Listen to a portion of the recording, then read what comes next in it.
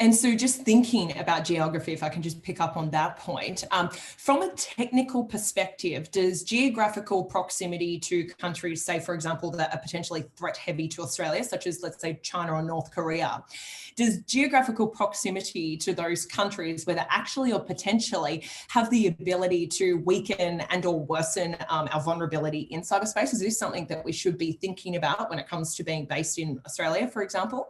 Especially with the fact that you're not on the front page. So now you just become a big target. It's a challenge, right? So I think, generally speaking, the geographical location really doesn't matter. Everyone's a target. But the fact that there's a lot of activity near you is a area of concern that I think it should be addressed. And as we're thinking about other countries that are foreign to Australia, I think there's no denying that certain countries, for example, like China, Russia, and Israel, are certainly really demonstrating that they're embracing next generation technologies. And this is indisputably strengthening their play in cyberspace. So from your perspective, how would you explain the role of next generation technologies in enabling us to implement risk-based technology solutions that aren't focused exclusively, and to be honest, arguably incorrectly, on only cyber security? I really believe it's a twofold. So the reason that the bad actors are being successful is they're already technically savvy. So they're using innovation, varying mechanisms and ways to get creative in how they get to the asset that they're desiring, right? So they leverage technologies to best suit them because they know what they want to do, right? So from a business standpoint, it's really not looking about those innovations. But from a business standpoint, I think the big focus needs to be on what are the digital assets that needs to be protected, because technology will always follow. I think it's pretty accepted globally that technology is a commodity, and with demand, there will be supply. But the fact that we're selling technologies without context to the business, it really creates a disjoint, and then companies become glossy-eyed and everything becomes grayed out because it's just too much to handle, right? So I think companies focusing on what they're really good at, they have a business for a reason, they have a intellectual property that's made them successful, and focusing on what that is, and then saying, this is what I want to protect, whether it's a physical thing or it's an intellectual thing, then technology will adjust and innovate to serve that need.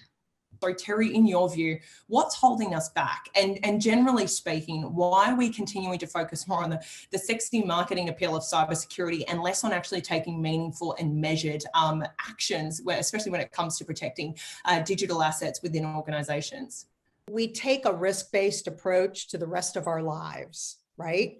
Where we park our car, how we protect our home, what we tell our teenage children before they go out, right? It's all about the threat and risk environment and what do we need to do to mitigate those risks.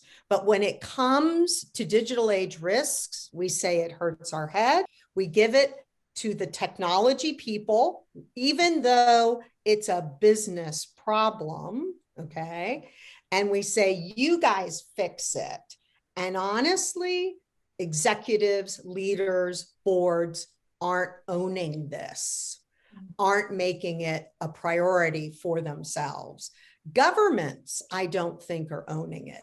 They're giving it to their technical folks as well, and they're doing the talking points. So we aren't moving forward because we aren't each taking ownership of our risks and the responsibility associated with that. So we need to stop classifying this as an IT issue. IT are going to sort it out.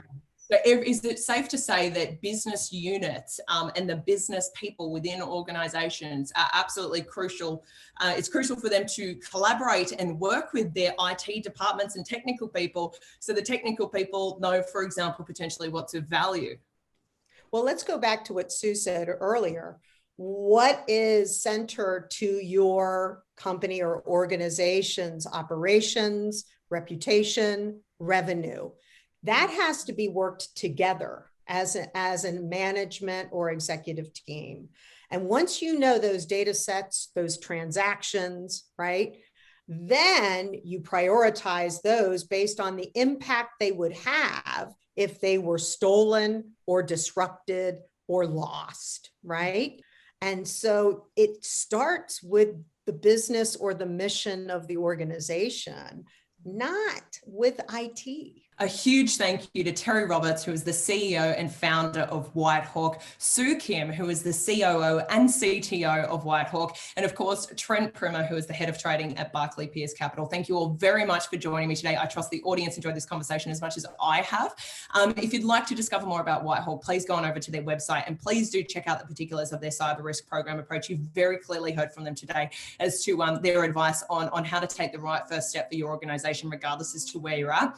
And if you'd like to explore investment opportunities with Whitehawk, we encourage you to go and contact Barclay Pearce Capital.